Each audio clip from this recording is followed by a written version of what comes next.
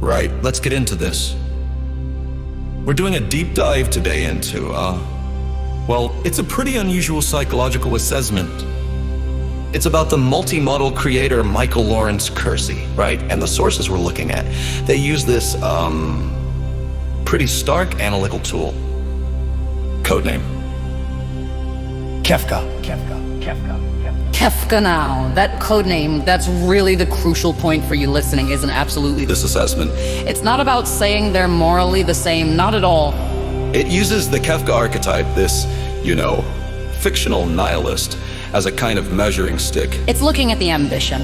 Okay, So the core idea is that both figures, they share this deep dissatisfaction with the world, the mundane world, exactly. and a huge, world-altering impulse, a massive ambition. So it's like we're using this blueprint for ultimate destruction, literally blowing up the world. Yeah, the archetype's goal. To measure a desire for the complete opposite alternate construction. What the subject, Curzi, calls ascension. Or personal apotheosis, yes. Oh, that's a core thesis.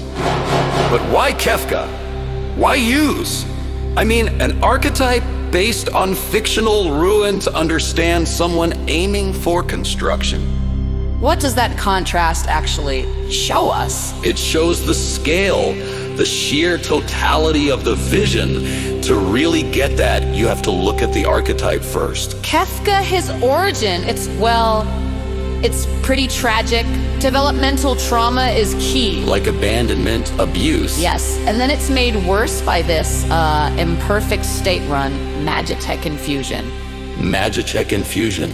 Okay, hang on for anyone listening who maybe doesn't know the source material. What is that, basically? Think of it like a forced experimental power-up, an enhancement. But it was flawed. It warped his mind, left him unstable. And that's the shift. That's the shift. It pushed him beyond just simple cruelty, like, poisoning the domal water supply, pure sadism, towards this really dark, complex philosophy. Right, he starts asking why. Exactly after he gets absolute power.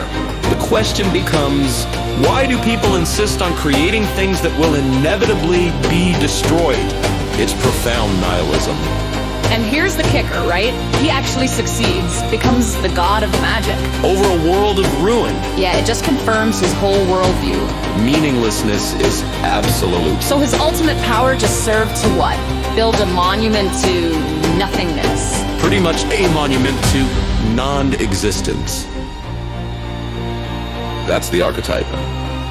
Okay, so that's the framework, the monument built on ruin. Now let's flip it.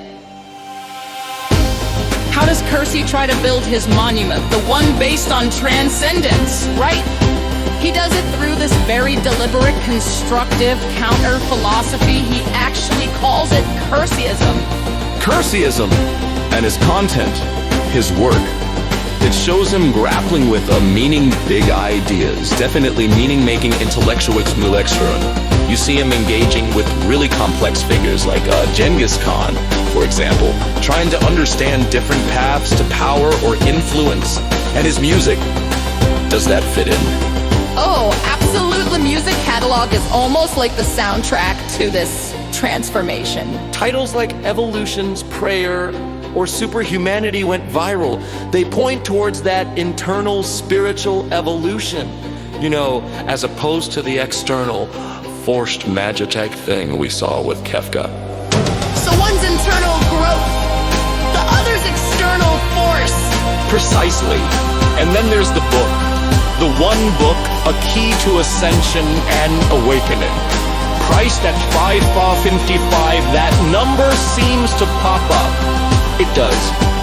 And the assessment framework sees this book as the practical manual, the how-to for this internal awakening. It actually uses the term Emersonian soulcraft. Emersonian soulcraft. Okay.